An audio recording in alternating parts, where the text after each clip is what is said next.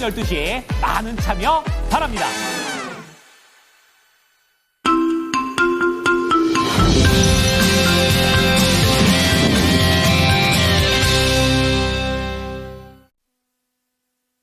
네. 자, 어제 국내장이 하락하면서 거래를 마쳤습니다. 자, 그런 가운데 미국 증시의 방향성도 애매모호하게 나오고 있기 때문에 시장에서는 조금 더 모멘텀과 그리고 관련된 종목들을 잘 골라야 되는 중요성이 높아지고 있습니다. 자, 오늘도 모닝 스탠바이를 통해서 이러한 부분들을 해결해 나가보도록 하겠습니다. 바로자산 운용의 윤정식 상무입니다. 상무님, 안녕하십니까? 네, 안녕하세요. 네. 뉴욕 증시가 새해 들어서는 작년처럼 막 이렇게 우상향하는 분위기가 안 나오고 있습니다. 그런 가운데 오늘 국내장, 어제에 이어서 오늘도 이러한 분위기가 좀 이어지지 않았으면 하는 바람도 있는데요. 어떠한 부분들을 체크 포인트로 볼까요? 네, 요즘에는 사실 미국 시장이 좋지 않으면 국내 시장도 뭐 좋지 않고 뭐 이런 부분들은 이어지는데 국내 시장이 좀 선반영하는 날들이 상당히 좀 많은 것 같습니다. 그래서 미국 시장의 모습이 뭐 굉장히 안 좋았다. 뭐 어제 시장이 뭐 굉장히 안 좋지는 않았습니다만 뭐 그렇다고 하더라도 국내 증시에서 어느 정도 좀 선반영해주는 날들이 있고 미국 시장에서 굉장히 좋았어도 국내 증시에서 좀 선반영해주는 날들이 있는 그런 모습들이 좀 있으면서 뭐 국내 시장도 미국 시장도 굉장히 큰 변동성보다는 뭐 똑같이 하락한다라고 하더라도 하락을 좀 분산해서 좀 하락하고 상승해도 좀 분산해서 상승하는 변동성이 상당히 좀 줄어드는 그런 모습들이 좀 나타나고 있는데 미국 증시도 국내 증시처럼 사실 이 작년 같은 경우는 미국 증시만 좋았죠. 뭐 상당히 배가 아팠었는데 국내 증시랑 이제는 좀 비슷해진 것 같습니다. 물론 지수의 레벨 자체가 미국 증시가 훨씬 더 위에 있긴 하지만 미국 증시가 추세적으로 상승해서 올라가는 그런 모습들이 최근에 나타나지는 않고 있거든요. 뭐 그런 모습들이 국내 증시와 비슷하게 흘러가는 모습은 맞지만 국내 증시도 그렇고 미국 증시도 그렇고 추세를 만들어내지 않고 있습니다. 뭐 항상 주식시장이 쉬웠던 적은 없습니다만 최근처럼 뭔가 추세를 좀 잡고 그 추세에 따라서 종목과 섹터를 좀 골라가는 모습들이 굉장히 좀 그렇게 주식 투자를 하는 게 상당히 좀 이 편안한 그런 투자가 될 수 있는데 그런 섹터를 잡고 추세를 잡고 이렇게 하기가 굉장히 좀 어려운 시장이 최근 시장이거든요. 미국 시장도 며칠 전만 하더라도 긍정적으로 보였었는데 다시 최근 뭐 이 며칠 사이에 좀 부정적으로 좀 보여지는 모습들이 좀 많이 나타나고 있죠. 근데 그렇다고 또 계속적으로 나빠지느냐? 그것도 아닐 겁니다. 다시 한번 또 일정 부분 하락하고 나면 다시 또 상승할 거거든요. 또 상승 시기엔 또 좋아 보입니다. 이런 모습들이 당분간은 좀 지속이 될 것 같은데 미국 증시 같은 경우는 매물을 소화했습니다. 계속적으로 매물이 좀 나오는 그런 모습들이 있었고 그러면서 주요 지수가 혼조세를 좀 보여줬습니다. 기술주들이 대체적으로 좀 하락을 했기 때문에 나스닥이 좋지 않았고요. 다우지수는 그에 비해서 상대적으로 선방하면서 상승하는 모습을 보여줬습니다.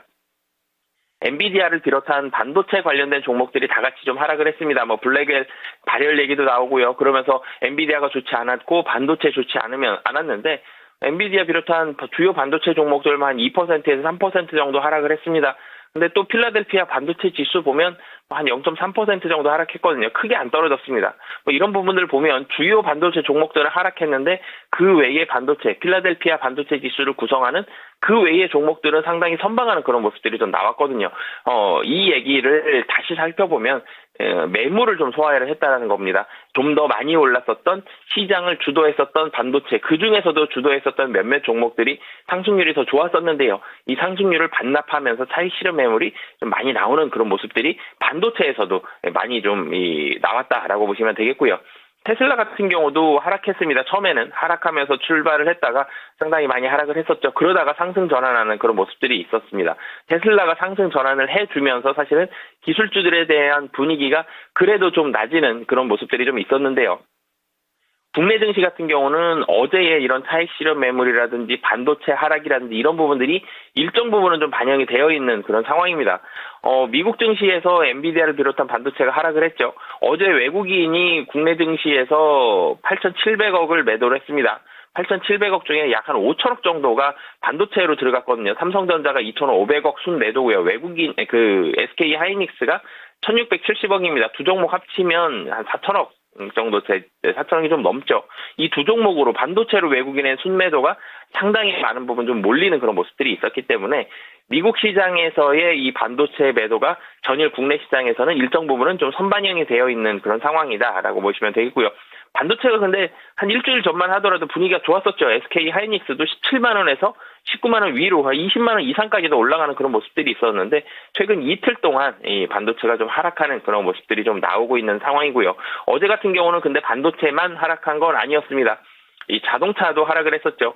현대차와 기아를 비롯한 자동차 운송 장비 쪽으로도 외국인의 매도가 좀 강하게 나왔다. 근데 운송 장비 같은 경우는 반도체보다는 하락폭이 좀 덜한 그런 모습들이 나오면서 매도 금액 대비해서는 상당히 지수는 주가는 좀 선방하는 그런 모습들이 좀 나타났고요. 그 외에도 살펴보면 2차 전지도 하락을 했습니다. 그러면 지금 반도체, 자동차, 2차 전지까지 하락을 했다. 시가총액 상위 종목들 코스피에서 대부분 좀 하락을 한 그런 모습들이 있거든요. 그 외의 종목들 좀 특징적으로 좀 살펴보면 헬스케어 종목들 중에서도 상승한 종목들도 있었습니다만 근데 헬스케어 종목들은 차익 매물을 굉장히 좀 많이 받으면서 좀 이 상승폭을 많이 반납하는 그런 모습들이 있었고요. 은행주들, 금융주들이 대체적으로 좀 긍정적인 모습들이 있었습니다. 은행주 같은 경우는 이 최근에 주가가 조금씩 올라가는 그런 모습들이 있고 수급적으로도 외국인 기관이 대체적으로 조금 이 매수 쪽에 가까운 그런 모습들이 좀 많이 나오고 있는 그런 상황인데 다시 한번 배당에 대한 부분들이 조금 더 주목을 받고 있죠. 물론 이 연초이긴 합니다만 연초는 사실 배당주가 좀 관심이 떨어지는 시기인데 배당주가 관심 갖는 시기는 그만큼 시장이 좀 불안하고 확정 수익인 배당에 좀 더 포커스를 많이 맞추고 있는 그런 상황이기 때문에 배당주들이 주목을 일정 부분 좀 받고 있는 그런 상황이다라고 보시면 되겠습니다. 그 외에도 살펴보면 사실 미국 시장에서도 10년물 국채 금리에 대한 얘기들이 계속적으로 좀 나오고 있죠. 국내 시장도 이 국채 금리에 포커스를 좀 많이 맞추고 있습니다. 채권 금리가 다시 올라가고 있죠. 4.6, 4.7, 4.8을 바라보고 있는 그런 상황까지 갔었다가 지금 5.0이 안 되기를 그런 바라는 마음들이 있고 환율 같은 경우도 1,500원이 안 되는 상황 속에서 잘 버텨줬으면 이런 마음들이 있는데 환율과 채권 금리가 다시 증시에 좀 부정적인 상황들로 많이 좀 흘러가 있는 상황은 맞습니다. 그렇기 때문에 여기에서 추가적으로 더 올라간다? 그러면 국내 증시는 굉장히 부담입니다. 그래서 더 올라가지 않을 가능성 면에 있어서는 훨씬 높습니다만 그럼에도 불구하고 최근 국내 시장 그리고 외국인의 수급 같은 경우는 미국 10년물 국채 금리와 환율에 따라서 많이 좌우되는 그런 상황들이기 때문에 이 두 가지 요인들 계속적으로 좀 체크가 필요한 상황이다라고 보시면 되겠습니다. 네, 한국이나 미국이나 이렇게 선반영을 동반한 이 잔파도 구간을 좀 지나고 있다라는 것으로 생각이 듭니다. 이 미국의 국제 시장을 계속해서 보면서 시장 대응에 민감하게 반응을 해봐야 될 것 같아요. 자, 그러면 모닝 관심주 들어가 보겠습니다. 첫 번째 키워드는 어디일까요? 네, 조선에서 좀 찾아봤고요. 사실 이 시간에 조선 가장 많이 말씀드린 섹터 중에 하나가 조선인 것 같습니다. 근데 이 조선을 말씀드린 이유는 많이 올랐습니다. 근데 많이 오른 상황 속에서 주가가 오르면 좀 부담이 있죠. 이럴 때 어떻게 좀 대응을 해야 될지 이 부분 같이 좀 말씀드리도록 하겠습니다. 네, 어제 조선 관련된 종목들이 음봉으로 거의 다 마감을 했지만 절대적인 측면에서 보면 말씀해 주신 대로 굉장히 고점에 있습니다. 어떤 대응이 필요할까요? 네, 조선 섹터를 생각을 하면 섹터만 놓고 보면 고민이 없어요. 조선주들 개인 투자자분들도 지금은 굉장히 많이 가지고 계실 거고요. 그리고 조선주들 가지고 계신 분들은 대부분 수익률이 몇 %냐의 차이가 있지 대체적으로 좀 수익 구간인 분들이 훨씬 더 많을 걸로 보여집니다. 조선주는 그만큼 좋았던 거거든요. 굉장히 한 하반기에 특히 작년 하반기에 굉장히 시장을 주도하는 그런 모습들이 있었는데 조선주의 고민은 산업에는 고민이 별로 없습니다. 산업은 굉장히 좋아요. 지금 잘 되고 있는 그런 상황인데 고민은 밸류에이션이거든요. 주가가 계속적으로 올라갔기 때문에 계속 올라갔습니다. 그럼 밸류에이션이 높아졌죠. 높은 밸류에이션 그리고 주가가 올라갔기 때문에 어제처럼 차익 실현 매물이 또 나올 수 있다는 점. 이런 부분들이 굉장히 높은 고민인데 그럼 얼만큼 높아져 있고 앞으로 어떻게 해야 되는지를 살펴보면 조선사들의 PBR 배수가 상당히 높습니다. 지금 25년 평균 PBR이 3배 좀 안 될 걸로 보여지거든요. PBR 기준으로 따졌을 때 PBR이 3배다 그러면은 조선주들에 있어서는 상당히 높은 편이긴 한데 그럼에도 불구하고 지금도 매력적이다라는 얘기는 2007년이 PBR 배수가 가장 높았습니다. 그때는 5배 정도였거든요. 굉장히 높은 상황이 있었는데 지금 이전보다는 훨씬 더 높아졌지만 그럼에도 불구하고 2007년 대비해서는 훨씬 낮은 그런 상황이고 그리고 지금은 또 높아도 되는 그런 이유를 살펴본다라면 지금은 발주와 수주 모멘텀이 계속적으로 좀 나오고 있다라고 보시면 되겠거든요. 그러니까 밸류에이션 얘기를 할 때 밸류에이션이 너무 높기 때문에 이 주가가 하락할 겁니다라는 얘기는 별로 안 합니다. 사실은 왜 그러냐면 밸류에이션은 주가에 대한 선반영이고 그만큼 기대감이 높고 나올 모멘텀이 많다라는 부분들을 이 주가가 선반영을 하면서 밸류에이션이 올라가는 건데 보통 이런 종목들은 추가적으로 더 올라갈 가능성이 높죠. 주가가 많이 떨어져서 밸류에이션이 굉장히 쌉니다. 물론 이 밸류에이션이 굉장히 싸졌으면 주가는 다시 회복해서 올라가긴 하겠지만 단기적으로는 추가적으로 하락한 이후에 조금 더 길게 봤을 때 주가가 올라가는 경우가 많았던 것처럼 밸류에이션이 지금 조선주의 그만큼에 대한 모멘텀이 많다라는 부분들을 반영하고 있는 그런 상황이다라고 보시면 되겠고요. 그리고 이전에 보면 배는 이 철로 만듭니다. 이 후판이라는 표현을 많이 쓰죠. 이 후판 가격이 올라갔을 때 조선사들이 어려움을 많이 겪었었는데 그 이유가 원자재 가격이 한마디로 원료의 가격이 올라갔을 때 만들어지는 완성품에 대한 가격으로 모두 다 전가지킬 수 없었기 때문에 마진율이 좀 떨어지는 그런 모습들을 보여줬는데 지금은 판매자 절대 우위의 시장이거든요. 지금 배를 주문을 하면 상당히 오랜 시간 기다려야 됩니다. 2, 3년 기다려야 되는데 그렇기 때문에 판매자 우위의 시장. 후판 가격이 떨어지든 올라가든 상관없이 조선사들은 굉장히 높은 이익을 얻을 수 있다. 후판 가격 떨어져도 배 가격 안 떨어뜨리거든요. 지금 후판 가격은 조금씩 떨어지고 있음에도 불구하고 이 조선사들은 굉장히 높은 이익률을 기록을 하고 있는 그런 상황이다라고 보시면 되겠고요. 중형급에 대한 컨테이너선 교체 발주 시기가 올해부터 좀 도래할 것으로 보여지고 있습니다. 여러 대형 선사들이 올해부터 많은 조선 배들을 교체할 것으로 보여지기 때문에 이런 부분에 있어서 발주가 계속적으로 좀 이루어진다. 발주가 25년만 잘 되는 게 아닙니다. 26년, 27년까지도 발주가 계속적으로 잘 될 가능성이 높다라는 점. 그리고 마지막으로는 LNG선 여전히 좀 좋다라는 점. 그러니까 중국이 열심히 조선에 있어서 한국을 쫓아오고 있습니다만 LNG선에 있어서는 많이 부족하죠. 그런데 LNG선 마진율도 좋은데 LNG선 같은 경우도 계속적으로 발주가 들어오고 있다. LNG선이 계속 늘어나고 있다라는 점, 마진율 높은 배가 늘어나고 있다라는 점, 이런 부분들이 긍정적이다라고 보시면 되겠고요. 그 중에서도 관련된 종목으로는 이 시간에 말씀드렸었는데 HD 현대중공업 어제 차익 실현 매물 많이 나왔습니다만 그래도 좋다라는 이 말씀을 드리고 싶고요. HD 현대중공업도 밸류에이션이 높습니다만 오늘 같은 경우는 저는 밸류에이션도 부담이 좀 덜하다라는 부분을 좀 더 말씀을 드리고 싶어서 실적적으로는 가장 안정적인 실적 HD 현대중공업 보여주고 있고 현대중공업 같은 경우는 엔진 사업부를 가지고 있죠. 이 엔진이 굉장히 큰 무기입니다. 이제는 이 배도 부족하지만 엔진에 대한 부족이 훨씬 심화가 될 텐데 그럴 때 엔진에 대한 성장성, 마진율 이런 부분들이 시장에서 계속적으로 25년도 조선도 주목을 받겠지만 엔진 많은 주목을 받을 겁니다. 그렇기 때문에 엔진을 가지고 있는 기대감, 엔진이 가지고 있는 기대감까지 플러스 알파로 가지고 있다. 그래서 현대중공업 관련된 종목으로 보시면 좋을 것 같습니다. 말씀해주신 내용을 들어보면 어제 하락이 오히려 좀 기회가 될 수도 있겠구나 좀 이런 생각을 하게 됩니다. 목표가는요? 네, HD 현대중공업 같은 경우는 어제 주가가 좀 하락하는 모습을 보여줬는데 하락하다가 다시 올라가는 많이 올려쳤거든요. 밑꼬리는 좀 길게 달았지만 다시 그 이평선 위에서 좀 마감하는 그런 모습들이 있습니다. 차트를 당겨봐도 주가가 굉장히 많이 올랐다라는 느낌은 들지만 지금 자리에서도 추가적으로 10% 이상은 상승이 좀 가능하다라고 보여져서 목표가 34만 원 말씀드리도록 하겠습니다. 네, 자 조선 업황이 좋은 거 다 알고 있습니다. 하지만 더 올라갈 수 있을까라고 고민하신 분들의 이런 내용들 고민을 좀 해결을 해주셨습니다. 두 번째 키워드는요? 네, 두 번째 키워드는 좀 편의점, 사실 도소매로 섹터는 좀, 분류가 되는데, 편의점에 대해서 좀 말씀을 드리겠고요. 편의점 많이 어려웠는데, 시장에서도 관심 별로 안 가지시는데, 지금부터는 좀 관심 가져서 좋다라는 내용 좀 말씀드리도록 하겠습니다. 네, 이제 편의점과 관련된 종목들을 쭉 한번 살펴봤는데 역시 밑꼬리 달고 회복하는 그런 모습을 보여줬었고 어제 그러한 흐름들을 좀 보여줬었습니다. 어쨌든 음봉 마감으로 거래를 마치긴 했었는데요. 이제 좀 살아나는 것으로 판단해도 되겠습니까? 네, 편의점 같은 경우는 조금 길게 보셔도 좋을 것 같고요. 산업을 이해하셔도 편의점의 매력도가 굉장히 많이 올라갑니다. 이 시간에 제가 말씀드리려는 이 내용들이 시장을 주도하는 섹터들도 말씀을 드리지만 조금 더 길게 봤을 때 산업이 되게 긍정적이고 좀 매력적이어도 좀 말씀을 드리려고 노력을 많이 하는데, 그래서 좀 산업에 대해서 포커스를 좀 맞춘다라는 편의점 긍정적으로 보여서 좀 말씀을 드리고 싶은데요. 편의점 같은 경우 사실은 해석하기 상당히 좀 힘든 구간에 들어가 있는 건 사실입니다. 편의점이 굉장히 많이 어렵거든요. 그래서 편의점 점포 성장률도 1%대 정도로 굉장히 둔화된 상황이기 때문에 이 여러 하우스들마다 편의점에 대한 뷰가 좀 다른 하우스들도 종종 좀 나오고 있고, 25년도에 대한 전망도 좀 엇갈리는 그런 모습들도 나오고 있는데, 분명한 것은 이 산업을 놓고 보면 분명히 좀 매력적이다라는 말씀을 드리고 싶고요. 상위 2개 사업자 중심으로 업계 재편이 이루어지고 있습니다. 편의점 사업자는 사실 2개가 아니었죠.